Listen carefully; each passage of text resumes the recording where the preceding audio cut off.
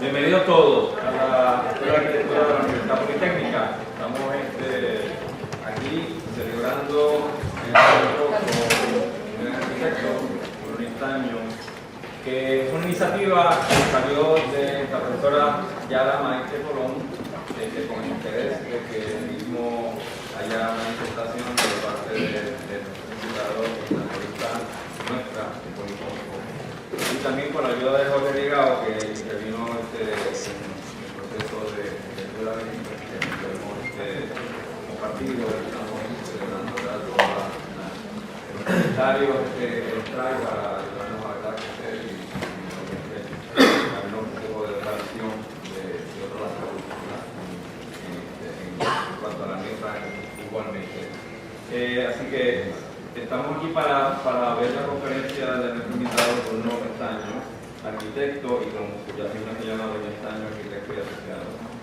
Desde 1928, el arquitecto Bruno Estaño ha recibido la firma Bruno Estaño Arquitectos y Asociados, BSAA, un estudio de arquitectos que ha diseñado edificios de oficinas, apartamentos, escuelas, bancos, viviendas, centros comerciales, hoteles, planes maestros, industrias, centros de distribución, incluyendo paisajismo, entre muchos otros, con gran éxito.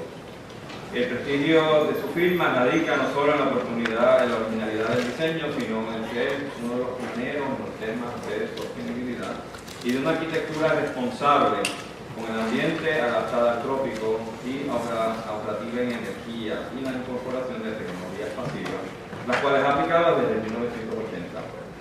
Por esta razón, algunos sitios son considerados íconos de la arquitectura y muchos han ganado premios en diversas partes del mundo. Sus proyectos han sido publicados en más de un centenar de revistas y este éxito radica en la atención personalizada que dedica el arquitecto a cada proyecto, producto de años de reflexión y práctica, por resolver una adecuada funcionalidad acorde a los requisitos del cliente y por aceptar un número de condiciones limitadas que permita dedicar esta función. Desde el 2012, la segunda generación de arquitectos formados en esta filosofía y cultura de trabajo se integró al equipo, por lo que ha variado de nombre al Estaño Studio. El Estaño Studio integra tres pilares principales: BSA, Luz de Piedra y el Instituto de Arquitectura Tropical. Si lo digo mal, cada uno de ellos atiende aspectos complementarios y fundamentales de la arquitectura, el interiorismo, el urbanismo, el paisajismo y las investigaciones académicas. En los pasados días hemos estado compartiendo con el arquitecto y con su esposa, que también nos visita con el arquitecto, sobre el curso de urbanismo que está dirigido por el profesor Lorenzo, y se ha participado, ¿verdad?, de una manera muy directa con relación a algunos estudiantes, ¿verdad?, que plantean estos proyectos y cómo entonces el arquitecto de alguna manera ha incidido sobre los comentarios que estoy seguro que le han venido de gran provecho a ellos. Igualmente hicimos una presentación de 3 proyectos de fin de carrera, donde también hubo, ¿verdad?, comentarios que estoy seguro que le van a ayudar al crecimiento y a formar una imagen mucho más clara sobre todo una parte de sostenibilidad a nuestros estudiantes. Sin más, lo dejo un momento con el profesor Rigao, si quiere añadir algo sobre la particularidad al invitado. Gracias, Ricardo. Bienvenidos todos, estudiantes, gente de la comunidad, de la facultad, que sabemos que estamos tomando el tiempo de su curso. Pero hoy hemos empezado puntuales, así que yo espero que esto lo podamos mantener para la serie. Quiero solamente señalar un poquito a modo de ampliar más allá de los credenciales del arquitecto,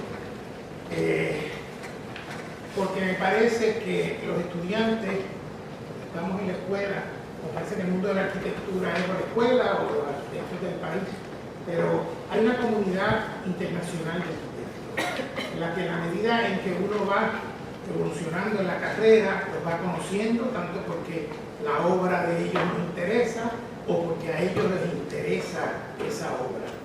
Y uno cultiva amistades que a la distancia, en distintos encuentros que hacemos, vamos compartiendo ideas, vamos encontrando esa gente con la que uno tiene un hilo conductor, gente con la que uno se siente cómodo, tanto explicándole lo que uno hace, como cuando le cuestionan a uno lo que uno hace. El caso de la oportunidad que representa la visita de Stagno aquí, imagínense, es de familia italiana, estudió en Francia, trabajó en la oficina de Le Corbusier poco después de Le Corbusier morir. Y ayer en la entrevista que hicimos para la revista Polimorfo con él, el nuevo número que está a cargo de Yara, que saldrá ya pronto, nos dice al hablar de Le Corbusier que se considera discípulo de las ideas de Le Corbusier, no de sus formas. Vamos a oír algo de alguien que se plantea la comunidad de ideas antes que copiarse el vocabulario con la manera en que distintos arquitectos pueden expresarse. Pero con la visita de Stagno hay otras cosas que se hacen evidentes. Nacido en Chile, pero costarricense por profesión y vocación, nos ata a ese caudal de obras que sabemos que cada vez más tenemos en la escuela, obra latinoamericana, obra centroamericana, con ese gran beneficio que yo digo de vivir en Puerto Rico, donde nos podemos enterar de todo y sentirnos cómodos mirando hacia arriba, hacia el lado, caminando. El trabajo de la oficina y el trabajo del Instituto de Arquitectura Tropical también nos da una lección de cómo arquitectos elaboran juntos con nosotros, la arquitecta Jimena Ugarte, su esposa, arquitecta, colaboradora en todos estos esfuerzos a través de los años, y en ese sentido entendemos cómo es que se va armando, uno no tiene idea cuando uno está estudiando, cómo va a acabar siendo la práctica de uno, quiénes se van a interesar en lo que uno hace, con quién uno va a acabar colaborando, que no siempre son los que tenemos en la escuela al lado, ¿no? El arquitecto ha ganado premios, ha sido responsable de premios internacionales, responsable de consultoría, ha sido jurado en muchos otros concursos. En Puerto Rico fue miembro del jurado de la Bienal de 2009, y regresa acá ahora, y también, ahora después de esto, en la próxima semana, va a la Comisión Nacional de Bahía, el American Institute of Architects, ha hecho miembro honorario, este es otro reconocimiento a nivel internacional. Cuando conversamos con él, para dejarlo ya con quien nos interesa escuchar, nos habló de la tropicalidad como una condición, pero más allá de una condición geográfica, como una condición climática, como una condición arquitectónica, histórica y cultural. Esa mirada amplia, ¿verdad? Nos parece vital para la escuela. Le preguntamos con el grupo que estaba entrevistando, el que estaba aquí, el arquitecto aquí, el arquitecto Fernando Aruña, le preguntamos, bueno, ¿qué podemos hacer en la escuela para contribuir con la urgencia de lo que impone el cambio climático y todas las consecuencias de la huella del hombre en el ser humano? Y nos dio un consejo que yo espero que podamos incorporar, ¿no? Le dimos, ¿qué hacemos? Y dice, asegúrense de que cada proyecto que se hace en el taller de diseño debe tener una racionalidad ambiental. ¿Qué es racionalidad ambiental? Cuéntanos. Bienvenido, Bruno.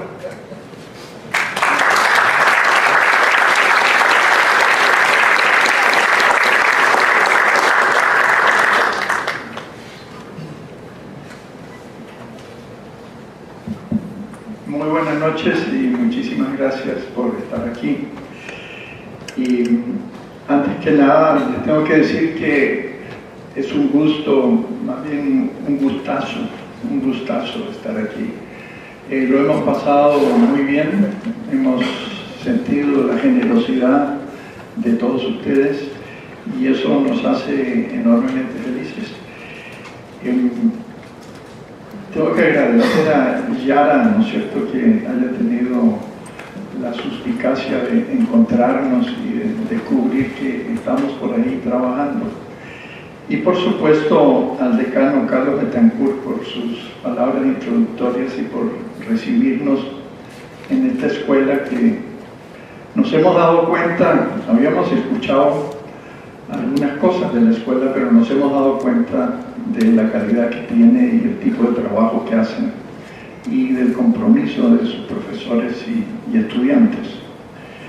Por supuesto, tengo que agradecer a Jorge y también quisiera agradecer a Andrés Minucci porque ambos fueron de una enorme generosidad en presentar mi candidatura al American Institute of Architects para obtener un honorary fellow. Eso lo llevamos como un enorme recuerdo y como una enorme gratitud porque fue una sorpresa y estamos muy contentos con que eso haya sucedido. Antes de exponerles los edificios que hemos diseñado, quiero presentarles algunos conceptos que han orientado su arquitectura.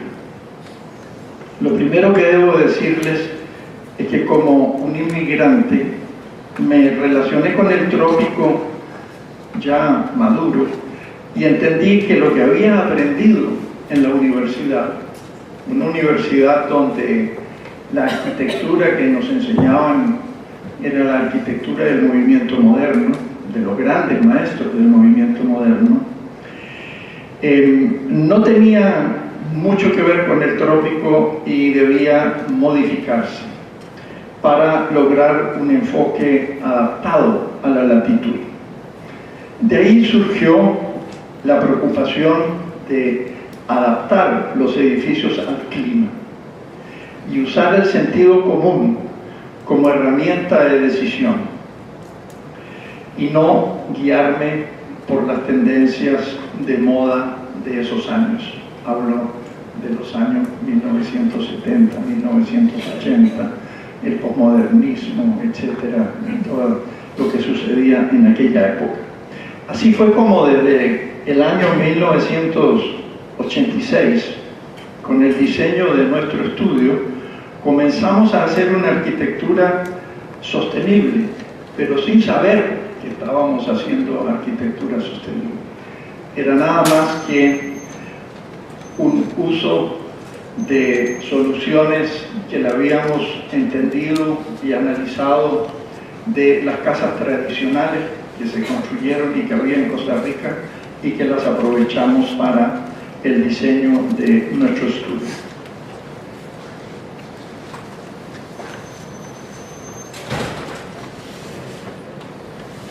Antes que nada, tengo que comentarles algunos íconos de Costa Rica, porque es un país al cual le tenemos un enorme cariño y siempre tratamos de exponer algunas de las cosas que han sido y que le han hecho destacar como país en el contexto universal. Es un país que en los temas ambientales siempre ha sido ambicioso y pionero. Y además es un país que hace su tarea.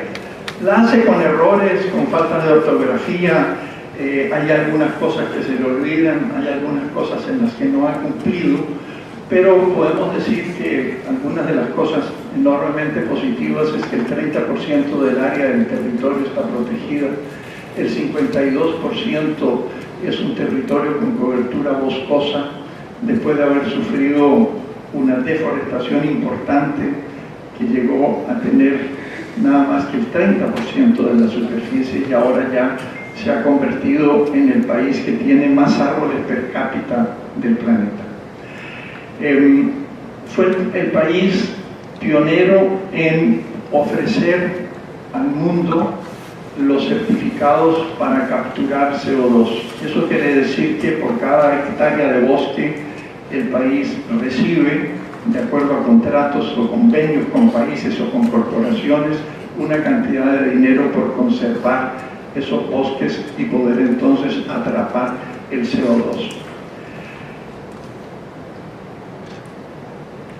En un país tan pequeño, con una economía en desarrollo, un país pequeño con una población similar a la de Puerto Rico, pero un poco más grande en territorio, nosotros estamos conscientes de que en Costa Rica no podemos pretender acrobacias tecnológicas en nuestra arquitectura, pero sí podemos realizar audacias ambientales y de ahí poder sacar una arquitectura que tenga un carácter. Costa Rica fue el país líder en la reunión de COP21, donde se resolvió, o por lo menos se obtuvo los compromisos de más de 180 países para alinear políticas que iban a combatir o por lo menos hacerle frente de alguna manera racional y organizada al cambio climático. Costa Rica produce más del 95% de su energía eléctrica con fuentes renovables. Lo voy a repetir, como le decía ayer a los colegas, a Jorge, Fernando y Yara, que siempre esto hay que repetirlo, porque es cierto. O sea, a veces hemos llegado al 98% de la producción de energía eléctrica con fuentes renovables. De ese porcentaje, más del 85% es energía hidráulica y el otro 10% restante se divide en eólica y biomasa. Como un homenaje a Costa Rica, cuando se estaba firmando los acuerdos de la reunión COP21 en París, que fue en noviembre de 2015, sorpresivamente apareció en el primer piso de la Torre Eiffel, ¿no es cierto?, 100% pura vida. Pura vida es el lema de Costa Rica, ¿no es cierto? ¿Cómo andas? ¿Cómo te va? Pura vida, ¿no? Pura vida. O sea, quiere decir felicidad, estar bien, no tener problemas. Y la gente de Francia tomó ese lema del país como una manera de poder decir que se podía buscar fuentes alternativas de energía que no fueran a deteriorar los recursos del planeta. Siendo un estudiante, tuve oportunidad de conocer lo que estaba haciendo el Club de Roma. En 1972 el Club de Roma publicó este informe donde dijo que los recursos tenían un límite, que la Tierra no era ilimitada, que los recursos que la humanidad utilizaba para subsistir, vivir, producir y generar sus sistemas económicos eran limitados. O sea que iba a haber un momento en que algunos de los recursos se iban a agotar. Eso representaba una visión completamente nueva sobre todo con el crecimiento económico, que veía que no tenía límites para desarrollarse. Y esta fue una advertencia importante que a mí en lo personal me empezó a crear algún tipo de inquietud. Estamos llegando, ¿no es cierto?, desde ese momento, desde esa inquietud a lo que tenemos ahora, a una situación complicada, porque hay una alarma. O sea, los sonidos de las alarmas están llegándonos a los oídos y tenemos que responder. Fue justamente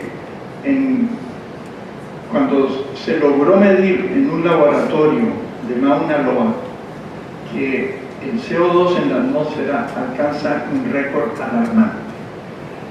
Es decir, el récord alarmante a lo que se refiere ese artículo es que si la atmósfera supera las 400 partes por millón de CO2, entra en un colapso. Durante muchos años se habían detectado en ese laboratorio algunos picos que llegaban a 400 partes por millón, pero que bajaban. Llegaban a 400 y bajaban, llegaban a 400 y bajaban. Entonces había una inquietud, había una advertencia. Pero en ese momento, ¿qué fue lo que pasó? Se mantuvo de manera constante en un periodo de tiempo que fue medible en la concentración de CO2 de 400 partes por millón en la atmósfera. En ese momento los científicos dijeron, estamos muy mal, esto es irreversible, el cambio climático es una realidad y tenemos que trabajar con ello. Hay entonces una urgencia de actuar. Ese laboratorio, ¿no es cierto?, actuó y lo dijo en mayo del 2013.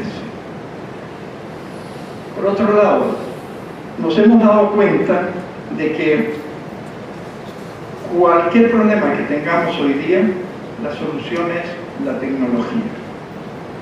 Es una muletilla que la utilizan los políticos, los profesores, nosotros mismos, en todo momento le generamos o le tenemos una confianza tan ilimitada a la tecnología que pensamos que podemos seguir en este baile del desperdicio y que en algún momento la tecnología como una varita mágica va a resolver el problema.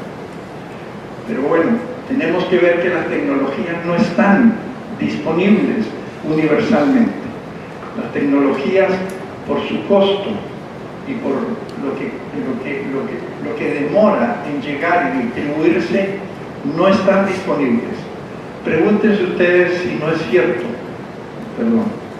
si no es cierto esto. 1.600 millones de personas, o sea, el 22% de la población del planeta no tiene acceso constante a la electricidad. Esto es del Organismo Internacional de la Energía de Naciones Unidas. O sea, ¿qué tecnología puede llegar a esa población del mundo? Es prácticamente la cuarta parte de la población del mundo que está lejos de tenerla porque no tiene electricidad. Independiente, súmenle a eso la cantidad de gente que no tiene el dinero para tener acceso a la tecnología. Que todos tengan celular no quiere decir que tengamos acceso a la tecnología. Nos sirve para comunicarnos, pero no podemos comer con el celular. Hay muchas cosas que no podemos hacer con el celular y en este momento hay una cierta confusión. Yo tengo el celular, por lo tanto tengo acceso a la tecnología. Aún hay en el planeta 4.000 millones de personas, el 60% no tiene acceso a Internet. ¿Cómo podemos catalogar el último viaje de Bill Clinton al África para decirle a los africanos, ustedes pueden desarrollarse de manera sostenible haciendo negocios por Internet? O sea, eso realmente no es real. Entonces, nosotros como arquitectos tenemos que pensar en esto, en trabajar con más diseño que tecnología, empujarnos con nuestro oficio las soluciones al límite. Y una vez que ya nos damos cuenta que no podemos completar el confort o llegarle al confort por resolver el objetivo final del edificio, ahí hacemos el llamado a la tecnología para que nos venga a completar ese poquito que queda. Este lema es el de una norma que hemos desarrollado en el Instituto de Arquitectura Tropical que se llama RESET. RESET quiere decir requisitos para edificaciones sostenibles en el trópico. Es una norma que la pueden bajar de manera gratuita de la página del instituto y utilizarla como guía de diseño, y siempre van a encontrar que la solución que se hace usando el diseño va a ser la que se privilegia para obtener los puntos de esa norma. No voy a entrar en detalles de la norma porque eso sería motivo de otra larga conferencia, pero quiero decir esto. ¿Qué importancia tiene el trópico en el planeta? Fundamental. El 40% de la población del mundo vive en zona tropical. De los 184 países que hay en 194 países que están en Naciones Unidas, 108 están en zona tropical o subtropical. En América, solo Canadá, Uruguay y Chile no tienen zonas tropicales. El resto de los países americanos están en zonas tropicales. Las ciudades más pobladas del planeta y las que crecen más rápidamente también están en zonas tropicales. El resto de los bosques que están sirviendo como para medio equilibrar o sostener el cambio climático están también en las zonas tropicales. ¿Qué es lo que pasa? Las economías de las zonas tropicales, exceptuando Singapur, el sur de los Estados Unidos, el norte de Australia, Brunei, algunas islas del Caribe, o sea, 6, 7 países, no más, son todos países que tienen economías en desarrollo con limitaciones económicas. Eso quiere decir que cualquier solución de arquitectura sostenible tiene que estar adaptada a esas condiciones económicas. No podemos estar pensando, ¿no es cierto?, en soluciones como estas. Siempre hemos dicho que sostenibilidad es igual a replicabilidad. Algo que no se puede replicar, que no se puede repetir, que no se puede copiar, no puede ser considerado como sostenible porque su radio de acción es limitado. Es sostenible para el dueño, para la corporación, para quien lo posee, pero eso no se replica, no se multiplica. Los efectos beneficiosos que tiene ese edificio en el ecosistema quedan limitados a sí mismos.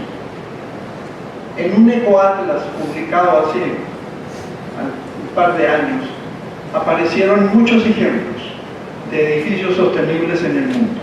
Yo tomé 2. El edificio de Renzo Piano, ¿no es cierto? Que tiene varias certificaciones. Bueno, ahí ven ustedes lo que costó, $9.000 el metro. Es un magnífico edificio, pero su potencial de replicarse, su potencial de transmitir información, soluciones a los países del trópico o cualquier otro país que tenga una economía en desarrollo es limitado.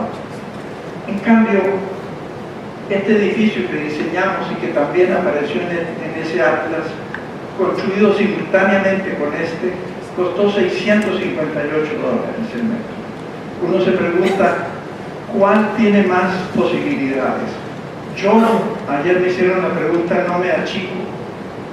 Estoy orgulloso de lo que podemos hacer desde el trópico y mostrarle al mundo que podemos hacer buena arquitectura a costos razonables y arquitectura que pueda ser copiada para que se pueda realmente beneficiar la mayor cantidad de gente del planeta y que hagamos algo por el ecosistema. Vean esto, el proyecto del árbol que está en proceso de terminación. No está terminado, llevan gastados $5.000 millones de dólares. Estos son 5 billones, perdón, 5 billones. O sea, son $5.000 millones de dólares. Costa Rica puede pagarse 2 edificios de esos, nada más. Si invierte todo el dinero de sus exportaciones, que son $10.000 millones, se puede pagar 2 edificios. Ok, está bien, hay gente que lo puede hacer, yo no tengo nada contra eso. Pero que no nos digan que eso es la solución sostenible para el planeta, porque están ya gastando $16.000 el metro cuadrado, no está terminado. Pero además veamos el proyecto, esto va a terminar así, ¿no es cierto?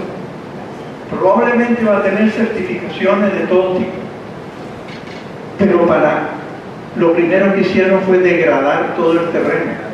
Ahí no hay ningún respeto por lo que existe. Para mí Norman Foster es un gran arquitecto, pero cuando hacen este tipo de cosas me ofende. Me ofende porque están haciendo una propuesta que está muy bien, todos nos gustaría hacer un trabajo de esas magnitudes y con esos presupuestos, pero hagámoslo ahí, no digamos que esto es para demostrar que se puede ser sostenible, no. ¿Cómo se hace una arquitectura contemporánea con más diseño que tecnología? Aprendamos de la tradición. ¿Qué es lo que tiene esa gente allá arriba, donde hay puro hielo? Lo que tiene hielo, y con el hielo construye su habitación, el habitáculo, construye el iglú. El iglú lo calienta con la temperatura del cuerpo. Una vez que está adentro, tiene una temperatura acogedora y vive y se desviste adentro. ¿Qué pasa en el norte del África? En el norte del África hay tierra, barro. Y con el barro entonces se construyen edificios con paredes gruesas, con aberturas chiquitillas, para que esas paredes tengan una inercia térmica y se calientan durante el día, y en la noche, como hace mucho frío en el desierto, ellas van liberando la temperatura que captaron durante el día, la van liberando y de esa manera van calentando las habitaciones interiores. En el día las aíslan del calor, en la noche las calientan. La temperatura interna de las habitaciones de estas casas o edificios que hay hasta 8 pisos es muy constante. Eso es arquitectura bioclimática. Aprendamos de eso para ver cómo nosotros podemos realmente hacer una arquitectura contemporánea. Ahí están las lecciones, ahí está la arquitectura bioclimática, ahí está la arquitectura del sentido común. La norma Reset justamente lo que hace es eso. La inspiración la hemos encontrado en eso. La solución que nos propone la alta tecnología en la domótica es lograr, ¿no es cierto?, la sostenibilidad y la reducción del consumo a través de la incorporación de aparatos que sabemos que fallan, que nos crean dependencia tecnológica y que además lo peor es que no estamos usando nuestro oficio de arquitecto para resolver. Estamos haciendo el llamado a los ingenieros electromecánicos para que nos digan, a ver, resuélveme la temperatura y la humedad dentro de este cubo de cristal en medio de la latitud tropical. Que sabemos que los vidrios se van a calentar sobre 45 o tal vez 50 grados de calor y que tenemos que llevarlo a 23 grados, que es lo que dice la norma, a punta de quemar energía. ¿Por qué no usamos esto? Stefan Willig trabajó en el equipo de Norman Foster. Nos hicimos amigos de él y él presentó esto en Berlín hace algunos años. Actualmente lo que sucede es esto.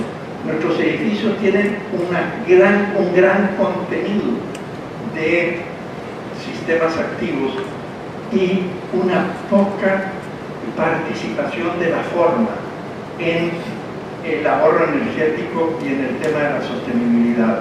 ¿Por qué no invertimos el triángulo y démosle a la forma arquitectónica lo más importante, que el arquitecto con su oficio, con su habilidad de diseñar, pueda resolver, como les decía, llevarlo al máximo y aplicar un poquito de sistemas tecnológicos solo como un complemento?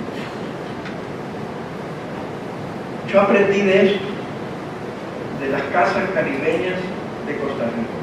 Soluciones sencillas, la altura,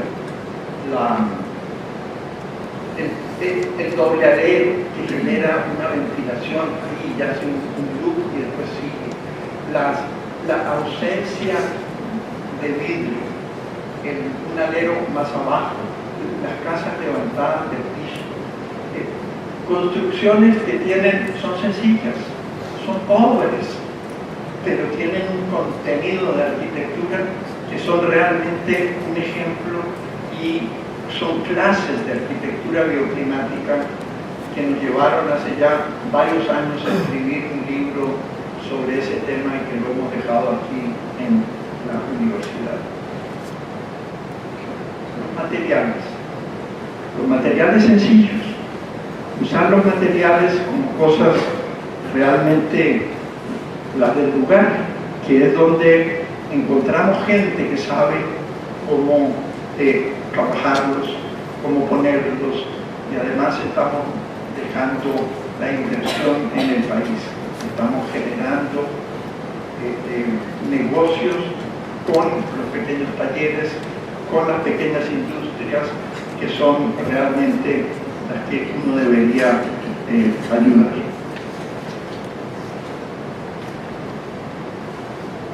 Como conclusión de este tema de la sostenibilidad, quiero decir lo siguiente. La sostenibilidad no tiene que ver solo con el empleo de menos energía o el uso responsable de los recursos, sino que con una manera más amplia de ser arquitecto y de trabajar por la cual el nuevo edificio no abrume al preexistente, que haga que el carácter del lugar se mantenga y mejore gracias a la restauración de los aspectos naturales e históricos del contexto, y que gracias a una buena estrategia urbana refuerce la identidad cívica del lugar.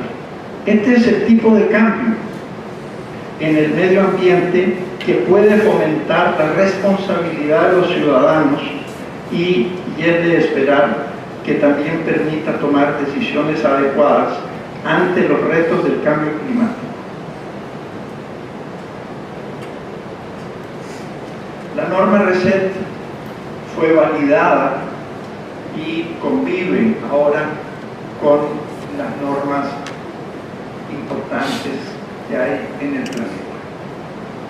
Eso para nosotros, cuando nos llegó esto, nos llenó de emoción, porque validaron algo que habíamos hecho desde el trópico y para el trópico. La norma se encuentra en español, inglés y francés, y puede ser bajada de manera gratuita de la página del Instituto de Arquitectura Tropical. El primer edificio que fue certificado con la norma RESET es este, que fue en el 2015. Es un edificio que hicimos para uno de nuestros clientes, que es el Banco Baca, en Costa Rica, el Banco de América Central. Para poder lograr la arquitectura sostenible con más diseño que tecnología, es importante que pensemos en el paisajismo tropical. La vegetación en el trópico crece rápidamente y en nuestros proyectos la usamos como un elemento arquitectónico tanto vertical como horizontal, en forma de pérgolas, de pantallas, jardineras, atrios vegetados, y con ellos creamos un microclima. La vegetación en el trópico crece, y ustedes lo conocen, lo saben, con tal rapidez y variedad que ya al finalizar la construcción se puede visualizar y empezar a disfrutar de las bondades que tiene la vegetación como un acondicionador climático. Además de ser un importante recurso, accesible, o sea, barato, ¿no es cierto?, a todos, la vegetación interior y exterior representa para la arquitectura tropical una opción barata y con un enorme potencial. Se trata de usarla no como un complemento, sino más bien como una arquitectura vegetal que caracterice al trópico, y muy especialmente para reducir la contaminación y la radiación, captar CO2, reducir la isla de calor y que sea un auxiliar para obtener un microclima que acondiciona al edificio a su entorno inmediato. En este proyecto, la sombra y la frescura son bienvenidas durante todo el año, y para este efecto utilizamos variedades perennes que son típicas del trópico, forrando los edificios con pantallas verdes se logra una frescura natural que los aísla de los rayos directos del sol. Se pueden lograr diferencias entre 3 y 5 grados centígrados. Si no me equivoqué en el cálculo, entre 37 y 41 grados Fahrenheit de ahorro de temperatura detrás de una de estas pérdidas. En este proyecto usamos la vegetación plantada directamente en el suelo, y no como un esteticismo, sino como una arquitectura vegetal que se expresa en paredes verdes. Es una expresión construida que se encuentra a mitad de camino entre las sensaciones espaciales del bosque y de la arquitectura de materiales sólidos. Su aplicación en el contexto urbano ofrece la posibilidad de incorporar de manera masiva el verde a los edificios, aportando esta dimensión natural y, como decía, un acondicionador climático de valioso desempeño. La tecnología y la vanguardia y la innovación. Preferimos materiales más baratos y más conocidos, y nos apoyamos en las destrezas de la mano de obra local. Escogemos los tubos de metal, los ladrillos, los bloques de cemento. Tenemos una predilección especial por las láminas de metal corrugado. También usamos láminas aglomeradas de celulosa y cemento. Y las plantas y los árboles para dar sombra, y el vidrio, aunque es más caro, lo compensamos con perfiles diseñados por nosotros y de bajo costo. Preferimos la arquitectura liviana. Esta práctica puede producir edificios innovadores que no dependen de las novedades que ofrece el mercado de la alta tecnología y de los materiales de moda. Es nuestra convicción que la innovación en la arquitectura es una actitud mental y un compromiso, y de ninguna manera una reducción al uso de los materiales con sex appeal y artilugios de la moda. Esto por la sencilla razón que esos edificios que usan esos materiales de moda y la alta tecnología dejan de ser innovadores apenas sus materiales y equipos tecnológicos son superados por la última generación de los mismos. O sea, son efímeros. Por eso, esas arquitecturas son tan efímeras que duran lo que dura la sorpresa. Cuando se comete este error y la arquitectura es considerada innovadora y de vanguardia porque utiliza materiales, mecanismos, aparatos sofisticados y artilugios, y no por la adecuación de los espacios a la vida o por la calidad y serenidad de sus espacios y por los estímulos que ellos producen, estamos ante una confusión propia de la sociedad consumista. Los edificios así proyectados tienen una vida útil, como decía, muy corta, y pronto dejan de producir exclamaciones, sorpresas y aportes, y pasan a ser olvidados y también descartados. Confundir la innovación con el uso abusivo de la alta tecnología nos parece un error. Innovación es, para mí, proponer la respuesta oportuna y adecuada a un instante histórico que se acerca. En este momento nos preocupa lograr eficiencia energética por medios pasivos y edificaciones sostenibles para el trópico. Por lo tanto, no hay solo una arquitectura innovadora y de vanguardia, sino todas las que están en esta dirección lo son. Y más aún, las que se sintonizan con su realidad, porque además exaltan las diferencias y refuerzan la cultura local. El piso elevado y el espacio liberado. Impermeabilizar el suelo pavimentándolo concentra más agua en los ríos y quebradas que la que pueden transportar. Levantar las construcciones del suelo natural tiene ventajas importantes. Este espacio liberado significa la ausencia de murallas, el libre fluir del aire y del agua, la libertad del espacio protegido, la vista sin obstáculos, el juego de los niños, la transparencia y la relación directa con la vegetación cercana. Cualquier uso que se le dé es una ganancia y, aunque represente más inversión, la balanza costo-beneficio es favorable si se aplican y se suman los aportes ambientales. El piano Nobile de Andrea Palladio era un pedestal sólido, anclado al suelo y esencial a su arquitectura masiva europea. Por el contrario, el espacio liberado es un pedestal vacío que eleva el edificio y simboliza libertad. Es el espacio tropical, sombreado y fresco. El proyecto levantado del suelo natural es un recurso especialmente interesante en el trópico. Para Le Corbusier, los pilotes significaban la continuidad espacial del plano horizontal. En la latitud tropical es además la no interrupción del paso del agua y la lluvia y de la brisa, del libre tránsito de los animales e insectos, del aislamiento de la humedad del suelo y la disponibilidad de un área cubierta adicional. El techo tropical. Se entiende fácilmente que la lluvia tropical, por la cantidad de agua concentrada en un lapso corto de tiempo, es una determinante importante para el diseño de los techos. Combinar frescura e iluminación es una contradicción para la arquitectura tropical, porque sabemos que la luz siempre va acompañada de calor.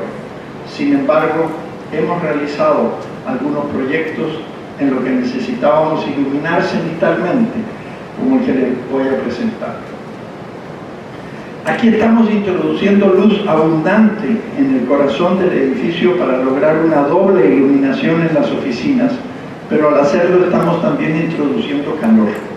El exceso de calor lo resolvemos aplicando una importante corriente horizontal de aire natural que aísla el calor en un colchón que se estaciona en la parte alta de la pirámide para luego salir por medios naturales por el vértice.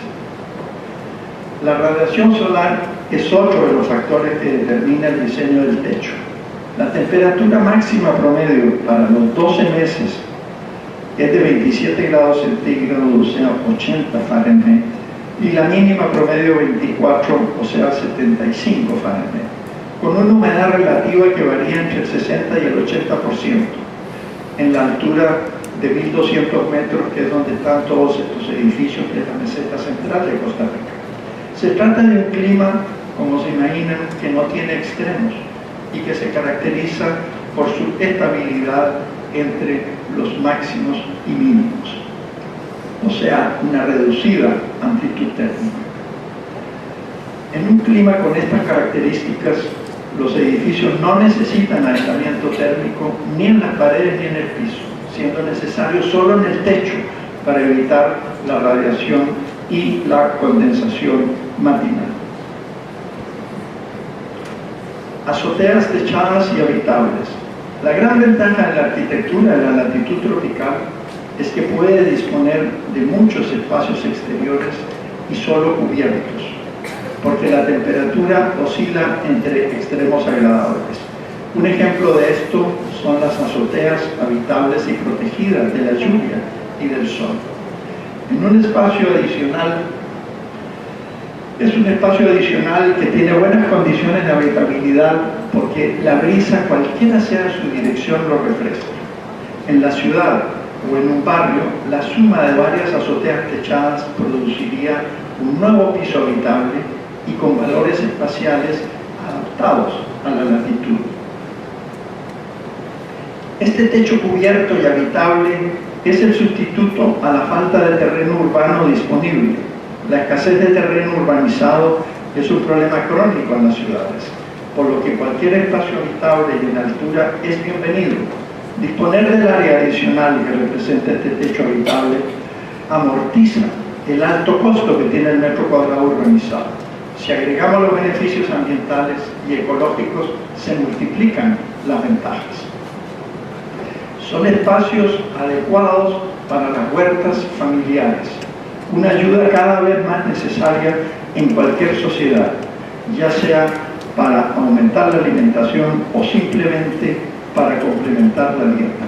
Se dice que el siglo XXI será el siglo de la alimentación y estos espacios serán siempre útiles para ayudar a esa alimentación. Mitigar las emisiones de carbono y reducir la escorrentía del agua llovida son otras ventajas.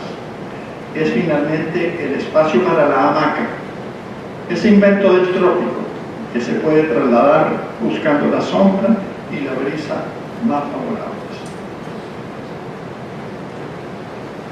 La fachada desmaterializada, esos no son proyectos nuestros. Los arquitectos que vivimos en el trópico, para nosotros, la Intelligent Glass Facade es un interesante aporte, pero que tiene la enorme limitación de no ser replicable masivamente por su alto costo y porque es impropio, porque los edificios que la usan se ven inadaptados en nuestra latitud. Es como ver las torres de vidrio de Houston en medio del Amazonas. En lo personal, preferimos las fachadas desmaterializadas, combinando diferentes elementos diseñados especialmente para cumplir las funciones.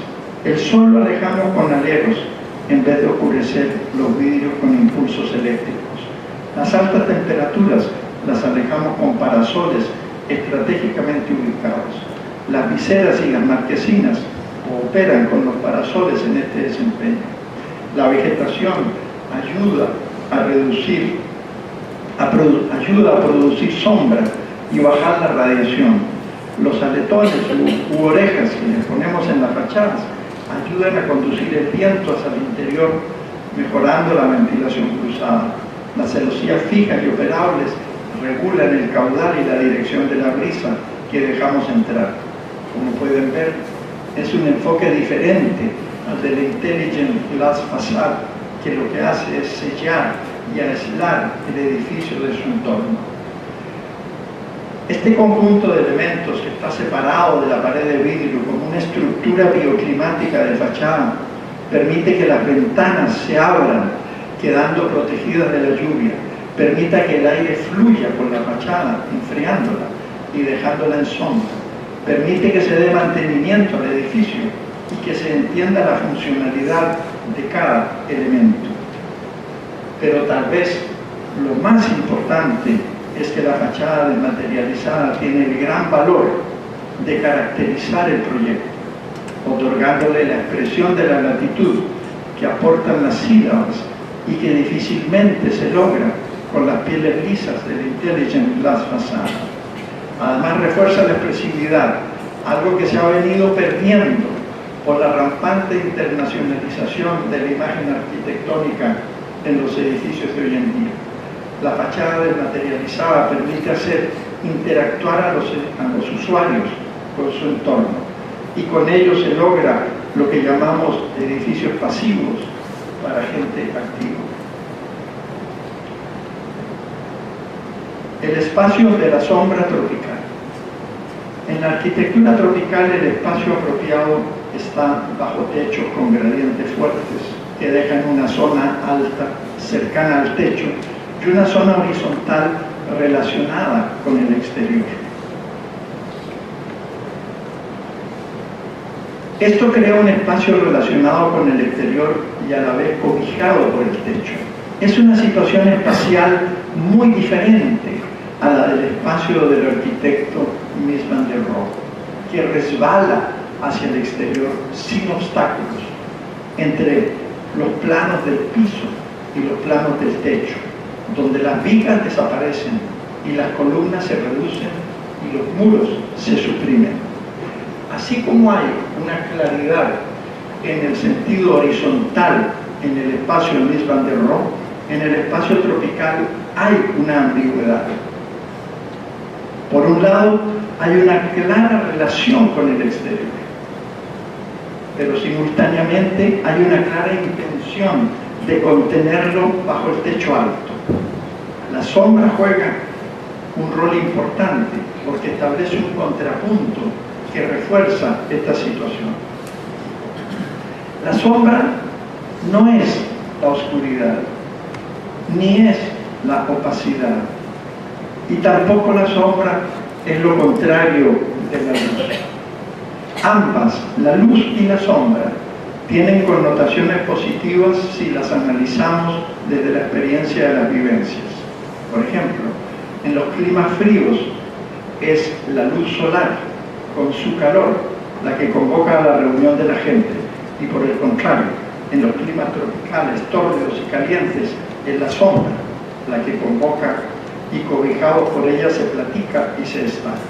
Así como la luz es sinónimo de calor, la sombra es, por el contrario, de frescura. Tenemos aquí dos connotaciones válidas y adaptadas a las propias latitudes y vivencias. Es por esto que el espacio de la arquitectura tropical ha sido modelado tradicionalmente por la sombra y todas sus variantes de semisombras y claroscuros, que se logran, como decíamos, disminuyendo la luminosidad del ambiente. La sombra es también veladuras en profundidades y reflejos en las superficies brillantes. Ella ofrece muchas posibilidades para modelar el espacio. Esta búsqueda de la sombra y sus riquezas es un acto importantísimo y extendible a toda la latitud tropical. Y por eso digo que diseñamos una arquitectura a la luz de la sombra. Más diseño que tecnología. No menosprecio los aportes de la tecnología y del aire acondicionado para ciertas condiciones climáticas. Lo que propongo es que no nos arrodillemos ante ella, sino que la usemos con prudencia y que pongamos atención a la realidad en el planeta. Recordemos, como les dije, que cerca del 25% de la población del planeta no tiene acceso a la electricidad y por tanto no tendrá acceso a la tecnología. Por lo tanto, es de suponer que mediante aplicaciones tecnológicas que no se va a alcanzar la sostenibilidad de la arquitectura. No es por la aplicación de tecnología que lo vamos a alcanzar. Una opción es analizar cualquier factor que sea clave para la eficiencia energética y el bienestar y transformarlo para que contribuya con la creatividad arquitectónica. No puedo ocultar mi preferencia por resolver una fachada con una celosía, un alero suelto y volado, una ventana o un parasol y otorgarle protagonismo en la arquitectura. Esta actitud pasa por entender cómo podemos manipular el aire, ya sea aplicando conceptos complejos de la termodinámica o simplemente aplicando los conocimientos básicos de la convección, radiación y circulación del aire mediante el desbalance o asimetría de las temperaturas. El desbalance térmico es precisamente la condición para que la operación de los dispositivos manuales tenga un efecto positivo en el clima interno de los edificios. Adicional a esto, diseñamos dispositivos sencillos para lograr los parámetros de bienestar que estén al alcance de los usuarios. Al respecto, me parece responsable acudir a la tolerancia y adaptación del cuerpo humano a las pequeñas variaciones de temperatura y humedad propias de una atmósfera desbalanceada, más que provocar un clima artificial, estandarizado, homogéneo y constante todo el año, aislando el edificio de su entorno. Desde una perspectiva más amplia y observando el estado actual del planeta, con esto termino, es mandatorio que los arquitectos nos esforcemos en reducir la huella ecológica de la humanidad y nos encaminemos hacia una relación más equilibrada con nuestro entorno, promoviendo una arquitectura sostenible coherente con cada latitud y cada clima. Este desafío se inicia valorando el diseño y enalteciendo el espacio con la precaución de hacer intervenir la ciencia y la tecnología en lo que corresponda, pero jamás traspasándole la responsabilidad y eludiendo nuestro compromiso como arquitectos. Definitivamente no apoyamos el uso de la tecnología en detrimento de nuestro oficio y del acto de diseñar. El compromiso como arquitectos en este cambio de actitud es importante y va mucho más allá de tranquilizar nuestra ética. ¿Qué pasó aquí?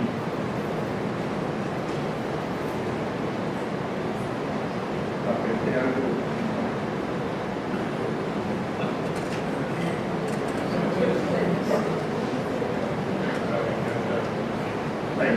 Chico, no hay problema. Para lograr esto hay que optimizar el proyecto del edificio como un todo, es decir, más que concentrarse en resolver partes aisladas y buscar beneficios parciales, como por ejemplo en la iluminación y en la eficiencia energética o en la cosecha y el reciclaje del agua, hay que concebirlo para lograr armonías múltiples. Esto equivale a considerarlo como una totalidad que perfecciona su relación con el entorno cercano, o sea, el lugar, y con el entorno ampliado, o sea, el planeta. Con esta conferencia he querido presentar al diseño arquitectónico que pone énfasis en el oficio del arquitecto más que en la solución tecnológica para aportar soluciones novedosas, tanto a la situación del planeta como a la calidad de vida de los usuarios. Dentro de este objetivo, les he presentado mis edificios de pequeña escala como una arquitectura de recursos que pertenece al lugar, que privilegia el oficio de diseñar para lograr una arquitectura sostenible bajo el control del arquitecto, que están en su mayoría estos edificios climatizados con el clima, y que son edificios pasivos para gente activa, y que por estar en la latitud tropical pertenecen a la visión de poética de una arquitectura a la luz de la sombra. Con esto termino. Muchísimas gracias.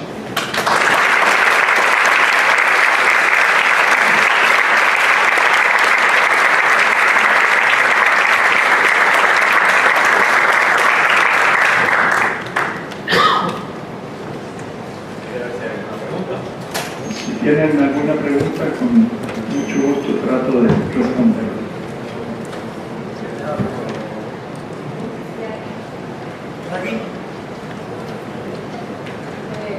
Bruno, gracias por la conferencia. Tengo una pregunta acerca de que los clientes en Costa Rica, la población está consciente de la conciencia que tienen que deben hacer a sus clientes, su sostenibilidad.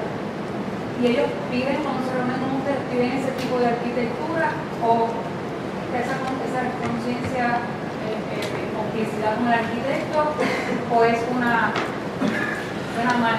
imposición del arquitecto decir, bueno, tenemos que hacer manera sustentable. ¿Hay conciencia de ello o no? Por la vocación. Sí hay. Sí hay. Cuando empezamos, digamos, a hacer edificios más visibles, que fue en el 94, en realidad tocamos con suerte. La gente decía que edificios raros. A los poquitos años, ese mismo cliente, que era un banco, fue comprado por la gente de General Electric, y entonces estaban con todo el telele de la sostenibilidad, lo green, y etcétera, etcétera.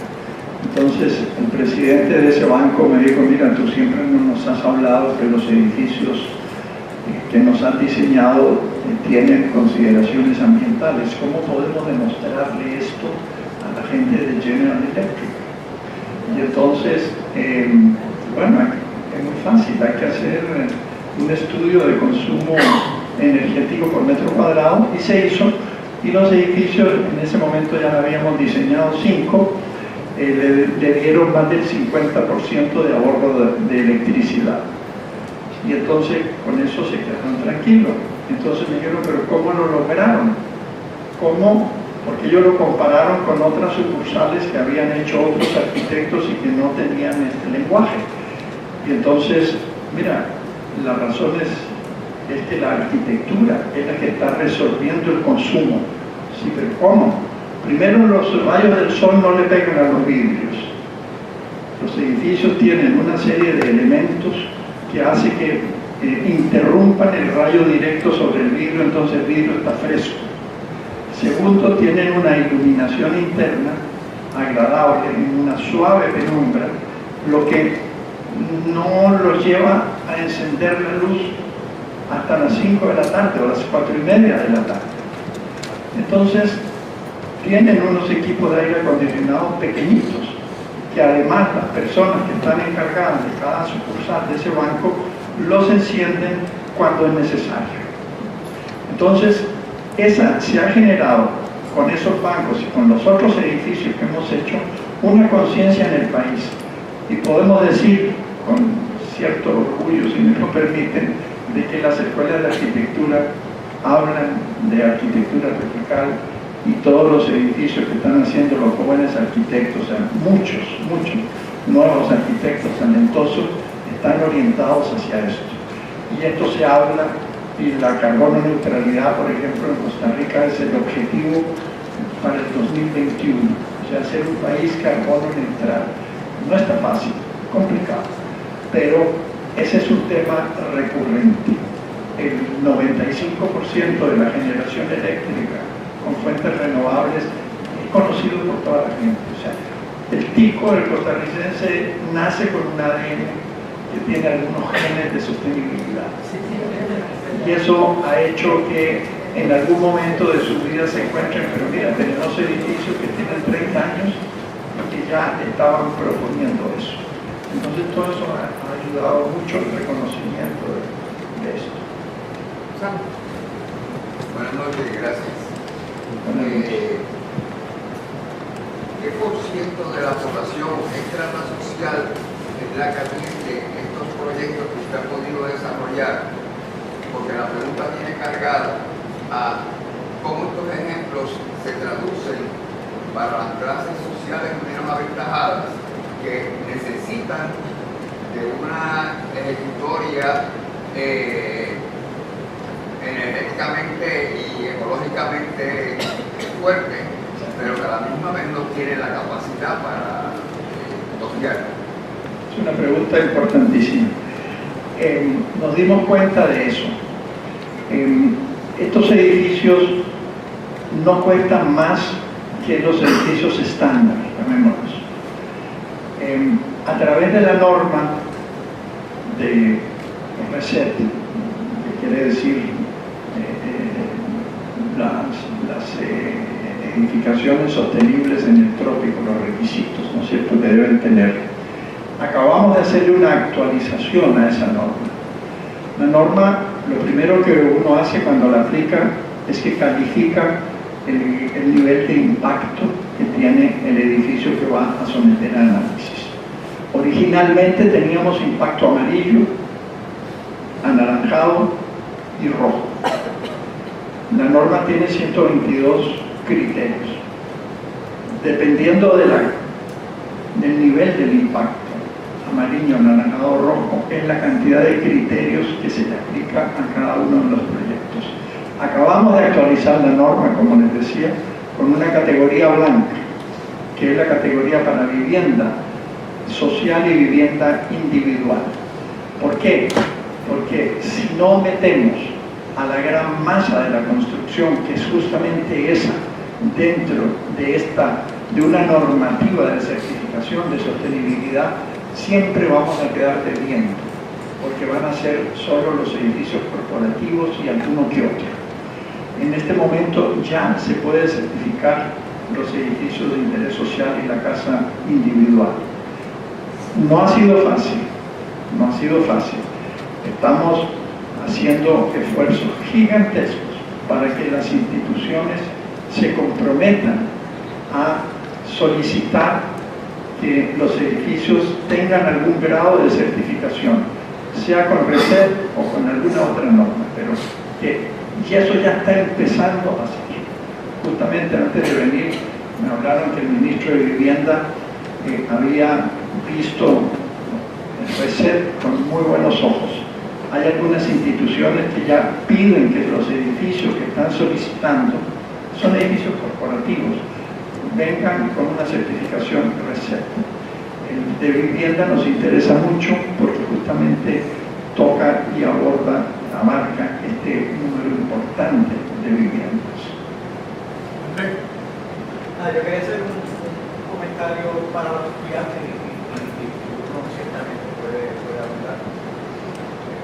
Nosotros nos conocemos, somos amigos hace más de 20, 25 años. Y algo que siempre me ha impresionado es que detrás de la mano y de la pluma y del lápiz hay un conocimiento amplio de los materiales y del espacio que sale a través de la experimentación. Y algo que quería hacer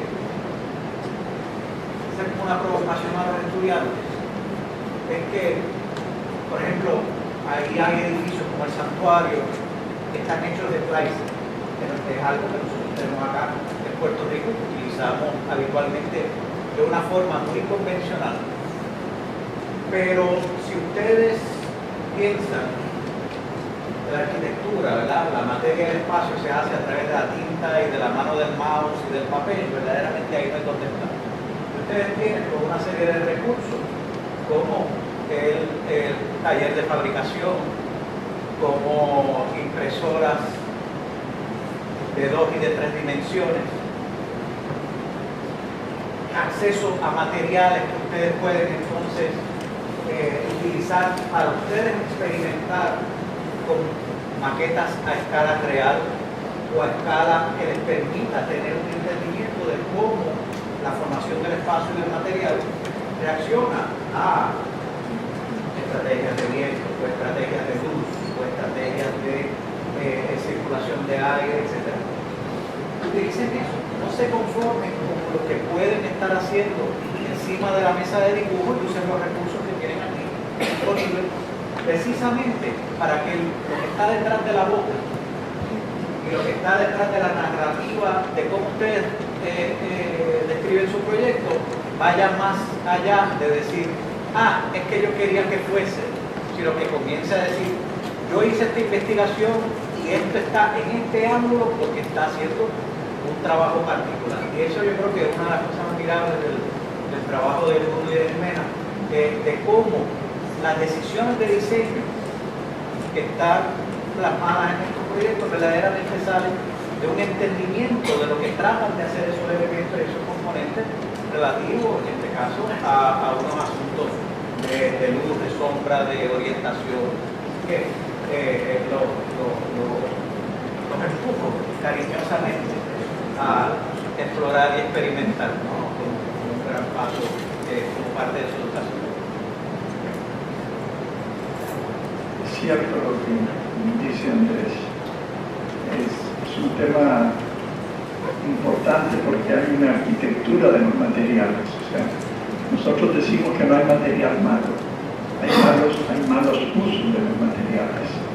Cada material tiene, como decía Lucán, una voluntad de ser, no sé, usando esto. Entonces es importante conocer eso para poder darle materialidad. ¿Alguna otra pregunta? Muchísimas gracias entonces al arquitecto, los que quieran hacer